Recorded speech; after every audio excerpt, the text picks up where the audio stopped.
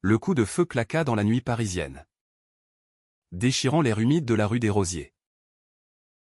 Julien, figé sur le trottoir, vit l'homme s'effondrer à quelques mètres de lui. Une tache rouge s'étendant sur sa chemise blanche.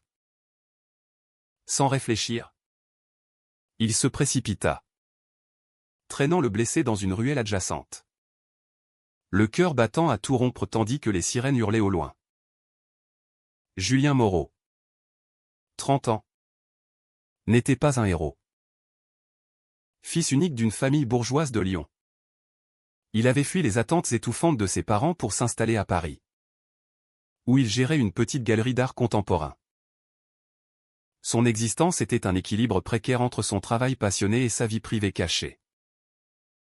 Gai depuis l'adolescence, il n'avait jamais osé l'avouer à sa famille, craignant le rejet de son père, un avocat conservateur, et de sa mère, pieuse catholique. Ce soir-là, il rentrait d'un vernissage, l'esprit encore embrumé par le vin et les conversations superficielles, quand le chaos avait éclaté. L'homme qui l'avait sauvé s'appelait Alexandre Dumoin. C'est ce qu'il murmura en reprenant conscience dans l'appartement de Julien, au-dessus de la galerie. Alexandre avait 28 ans. Des yeux bleus perçants et une cicatrice discrète sur la joue gauche. Souvenir d'une vie tumultueuse. Il expliqua brièvement qu'il avait fui un règlement de compte avec un parrain mafieux local, un certain Victor Rossi, impliqué dans le trafic d'œuvres d'art volées. Julien, fasciné par cet inconnu, l'aida à se soigner, ignorant que cette rencontre allait bouleverser son monde. Les jours suivants furent un tourbillon. Alexandre resta chez Julien, prétextant n'avoir nulle part où aller. Leur proximité forcée éveilla quelque chose en Julien, des regards prolongés, des conversations tardives sur la vie, l'art et les regrets. Alexandre parlait peu de son passé, mais ses silences étaient éloquents. Julien, pour la première fois depuis longtemps, se sentait vivant. Il n'avait pas eu de relation sérieuse depuis des années, préférant des rencontres anonymes pour éviter les complications. Avec Alexandre, c'était différent, il y avait une connexion immédiate. Une attirance mutuelle qu'il n'osait pas nommer. Pourtant, les doutes s'insinuaient. Julien surprit Alexandre en train de fouiller discrètement dans ses dossiers professionnels un soir. « Qu'est-ce que tu fais » demanda-t-il. Le ton sec. Alexandre balbutia une excuse, prétextant chercher du papier pour noter une idée. Julien choisit de le croire, attribuant cela à la paranoïa du fugitif. Mais au fond de lui, une voix murmurait que tout cela était trop parfait, trop opportun. La famille de Julien, ignorant tout de cette cohabitation, exerçait une pression constante.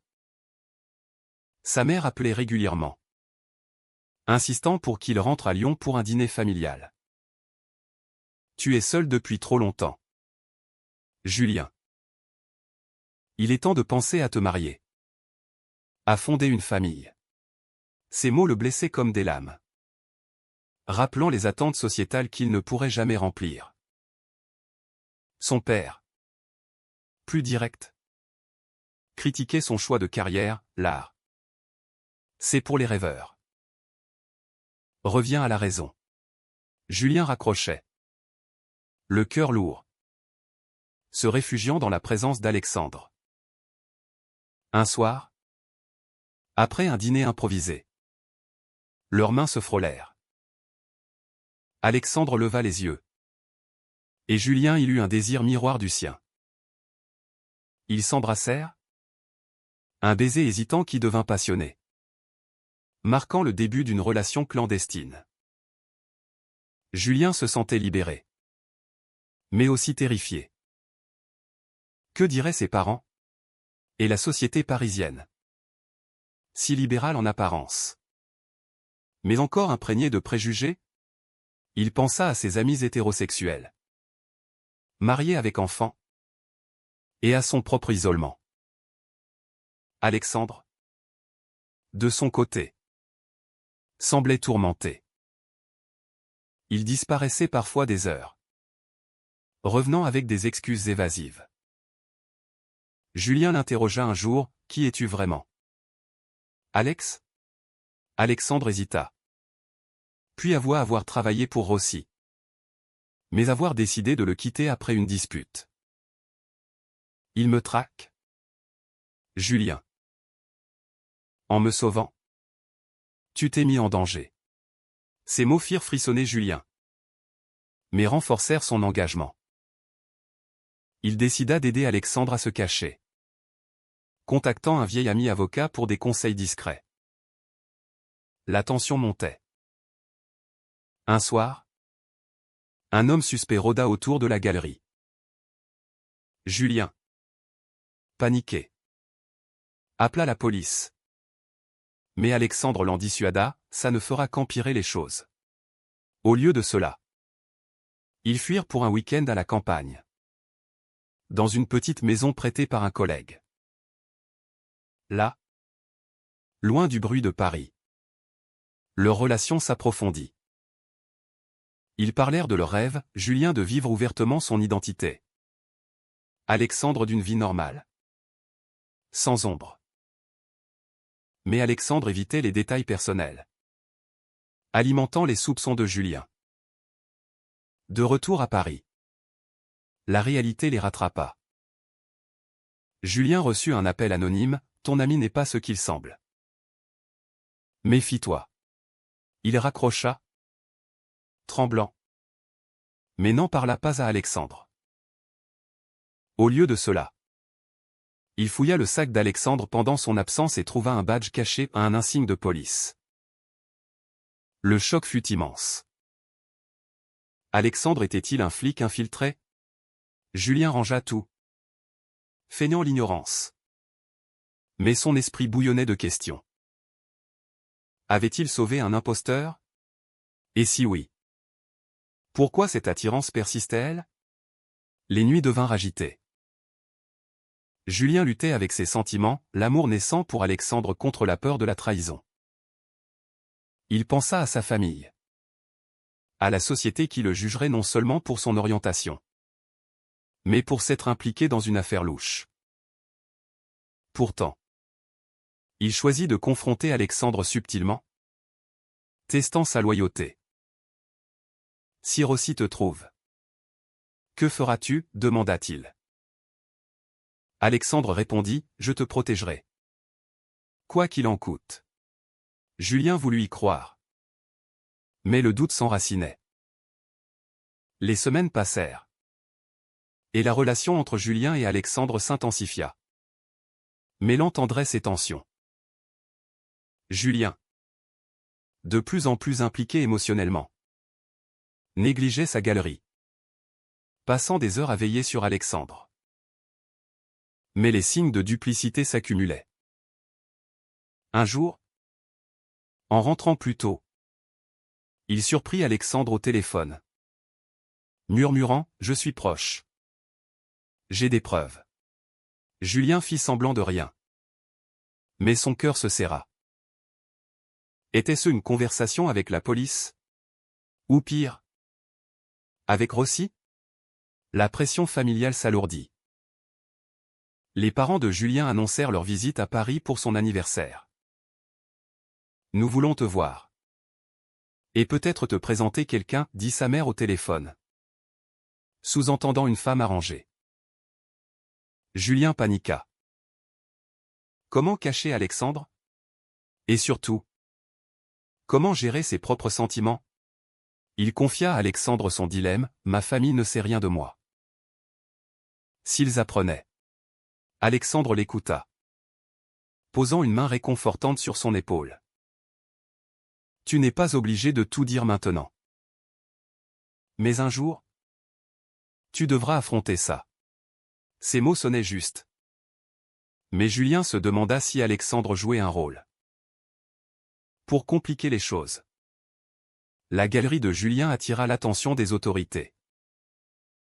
Un inspecteur se présenta, posant des questions sur des œuvres potentiellement volées. Julien. Honnête dans ses affaires?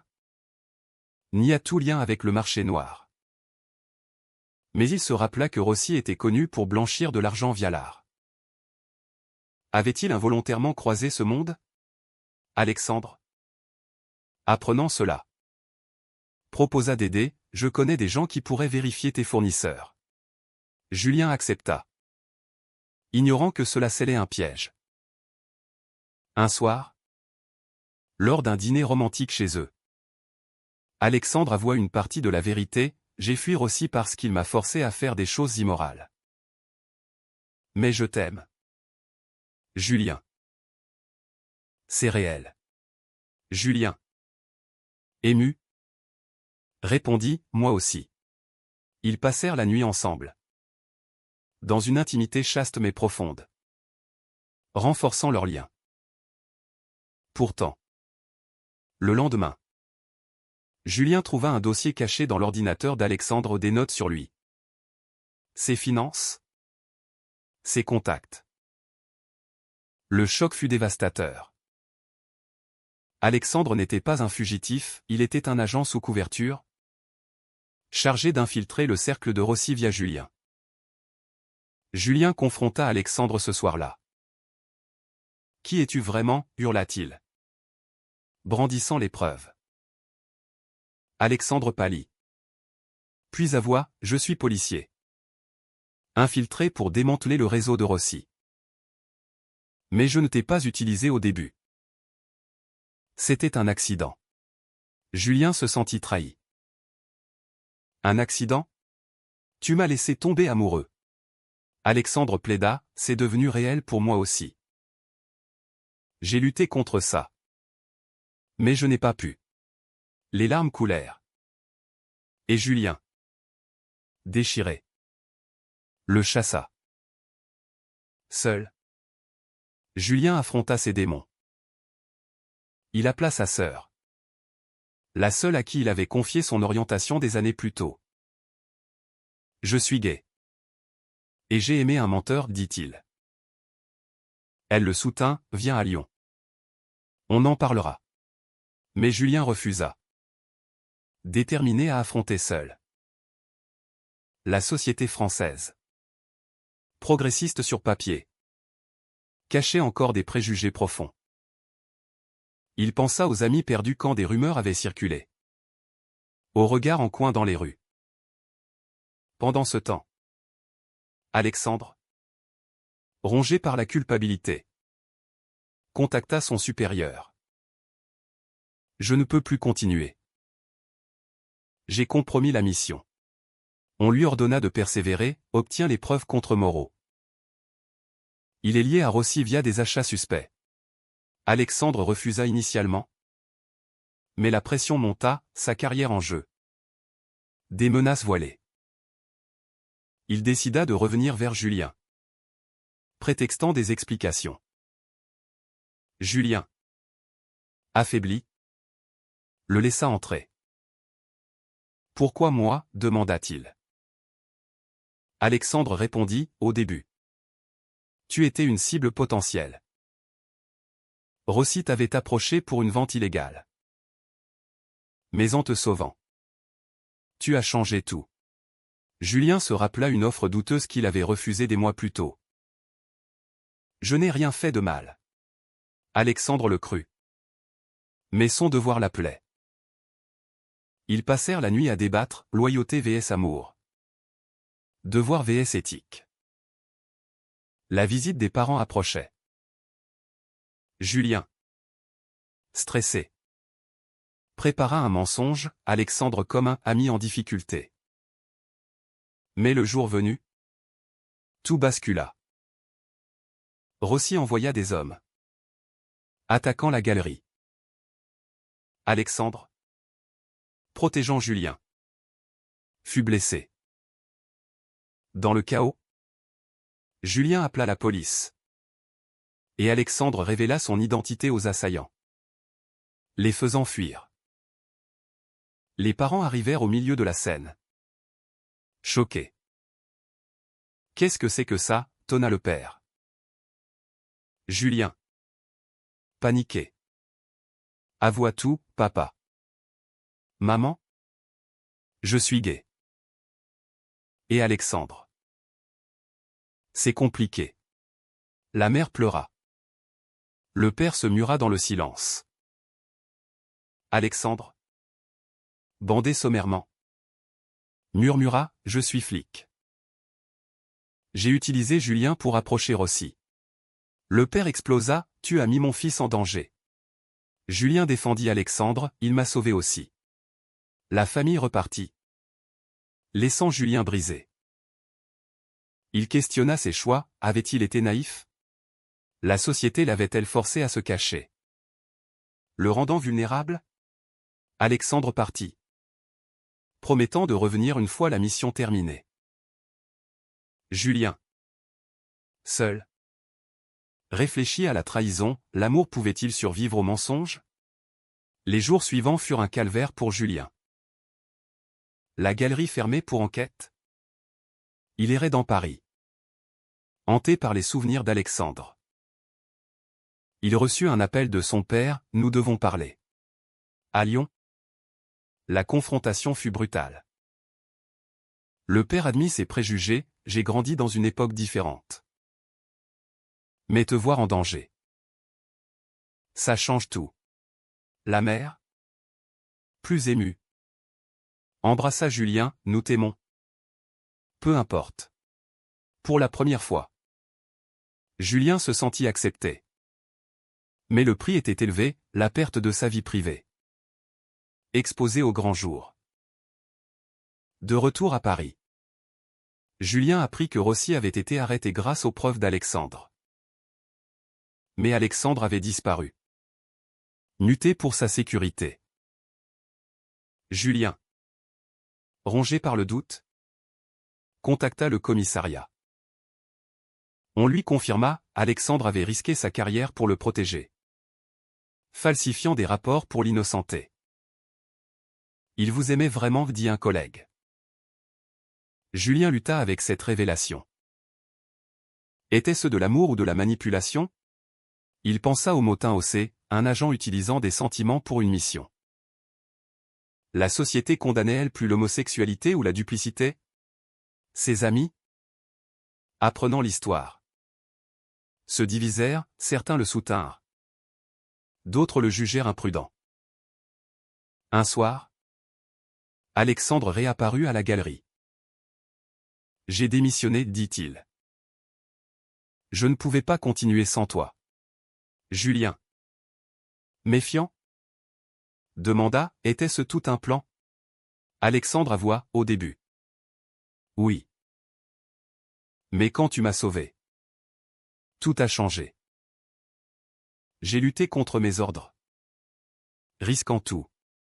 Ils débattirent des heures, le devoir policier vs l'éthique personnelle. Les pressions sociétales sur les gays dans les forces de l'ordre. Julien. Touché, mais blessé. Posa un ultimatum, prouve-le. Alexandre contacta Rossi en prison, obtenant une confession exonérant Julien définitivement. Mais cela coûta cher, des menaces sur Alexandre, forçant un déménagement. Julien accepta. Mais le doute persistait. La relation reprit. Fragile. Ils affrontèrent ensemble les préjugés, un coming-out public via un article dans un journal LGBT, déclenchant des réactions mixtes. La famille de Julien s'adapta lentement, invitant Alexandre à Lyon. Mais lors d'un dîner, le père questionna, était-ce moral? Ce que tu as fait? Alexandre répondit, non. Mais l'amour l'emporte. Pourtant, une nouvelle trahison surgit. Julien découvrit qu'Alexandre avait gardé un dossier secret. Pour protection. Furieux, Julien accusa, tu ne changes pas. Alexandre plaida, c'était pour nous sauver. La dispute escalada, menant à une séparation temporaire. Julien.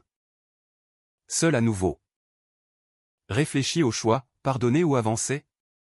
La société française, avec ses lois progressistes, masquait encore des discriminations subtiles. Il pensa aux couples gais luttant pour l'acceptation, aux familles déchirées. Alexandre, de son côté, affronta ses propres démons. Fils d'un policier décédé en service, il avait rejoint les forces pour l'honneur. Mais l'infiltration l'avait changé. Être gay dans ce milieu était tabou, il avait caché son orientation, craignant le rejet. Rencontrer Julien l'avait forcé à affronter cela. Ils se retrouvèrent par hasard dans un café. « Je t'aime. Mais je dois être honnête, dit Alexandre. » Julien écouta. Et ils décidèrent de reconstruire. Pas à pas. Mais la tension culmina quand un ancien complice de Rossi attaqua Alexandre, le blessant gravement. À l'hôpital, Julien veilla, priant pour sa survie. Les médecins annoncèrent, il s'en sortira. Julien, soulagé, confronta Alexandre à son réveil, était-ce le prix? Alexandre hocha la tête, pour nous? Oui. La convalescence d'Alexandre marqua un tournant. Julien, dévoué, l'aida à se rétablir. Mais les cicatrices émotionnelles persistaient. Ils déménagèrent en banlieue parisienne, cherchant l'anonymat. Julien rouvrit une nouvelle galerie, spécialisée dans l'art engagé, explorant les thèmes LGBT et sociaux. Alexandre, reconverti en consultant en sécurité, luttait avec son passé. Pourtant, les conflits intérieurs ressurgissaient. Julien doutait, avait-il sacrifié sa paix pour un amour entaché? Alexandre, hanté par la culpabilité, se confiait, j'ai trahi ma mission pour toi. Mais était-ce juste? Ils consultèrent un thérapeute, explorant les traumas, l'éducation rigide de Julien, le deuil d'Alexandre. La société les testait. Un article sur leur histoire fuita, déclenchant un scandale. Des associations LGBT les soutinrent. Mais des conservateurs les critiquèrent, un policier gay infiltré. C'est immoral. Julien défendit publiquement, l'amour transcende les rôles. Cela renforça leurs liens, mais coûta des amis. La famille de Julien évolua. Lors d'une visite, le père s'excusa, j'ai eu tort de te juger. Alexandre fut accepté, mais pas sans réserve. Ton passé est lourd, dit la mère. Alexandre répondit, je paie le prix chaque jour. Un climax survint quand un dernier complice de Rossi les traqua. Alexandre, protégeant Julien, le neutralisa, mais fut arrêté pour excès. Au tribunal, Julien témoigna, il m'a sauvé la vie. 2 fois. Alexandre fut acquitté, mais marqué. Ils réfléchirent ensemble, les choix moraux, les dommages collatéraux. Julien demanda, referais-tu la même chose? Alexandre, oui. Pour toi. Leur relation s'affermit, mais pas sans sacrifice. Julien perdit des contrats professionnels à cause du scandale, Alexandre, sa réputation. Pourtant, ils trouvèrent la paix dans l'authenticité. Des années plus tard, assis sur un banc au jardin du Luxembourg, ils regardaient les passants. Julien murmura, était-ce juste? Tout ça? Alexandre serra sa main, l'amour l'est toujours. Mais la question persiste, un mensonge initial peut-il mener à un amour véritable? Ou n'est-ce qu'une illusion vouée à l'échec?